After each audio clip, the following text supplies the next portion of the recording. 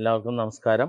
ഇന്ന് നമ്മൾ തിരുപേരമംഗലത്തപ്പൻ്റെ തിരുസന്നിധിയിൽ എറണാകുളം ജില്ലയിൽ മൂവാറ്റുപുഴ താലൂക്കിൽ വാഴക്കുളം പൈനാപ്പിൾ സിറ്റിയിൽ കല്ലൂർക്കാട് കല്ലൂർ പേരമംഗലത്ത് തിരുപേരമംഗലത്തപ്പൻ്റെ തിരുസന്നിധിയിലെത്തിയിരിക്കുന്ന ഭക്തജനങ്ങൾ എല്ലാവരും നമ്മുടെ മുൻ മുഖ്യമന്ത്രി വി.എസ്. അച്യുതാനന്ദൻ്റെ നിര്യാണത്തിൽ അനുശോചനം രേഖപ്പെടുത്തുകയാണ്. നമുക്കറിയാം, സാധാരണക്കാരിൽ സാധാരണക്കാരനായി വന്ന ഒരു നല്ല മനുഷ്യസ്നേഹിയായിരുന്നു അദ്ദേഹം. സാധാരണക്കാർക്ക് വേണ്ടി ഒരുപാട് നല്ല പ്രവൃത്തികൾ കാഴ്ചവെച്ചിട്ടുണ്ട്. അതേപോലെ തന്നെ ഏതൊരു സാധാരണക്കാരനും രാജാവാകാൻ സാധിക്കുമെന്ന് അദ്ദേഹത്തിൻ്റെ പ്രവൃത്തിയിലൂടെ തെളിയിച്ചു. അപ്പോൾ നിങ്ങളറിയുക, നമുക്ക് അദ്ദേഹത്തിൻ്റെ ആത്മാവിന് നിത്യശാന്തി നേർന്നുകൊണ്ട് ഈ നിൽക്കുന്ന എല്ലാവർക്കും വേണ്ടിയിട്ടാണ് ഞാൻ സംസാരിച്ചുകൊണ്ടിരിക്കുന്നത്.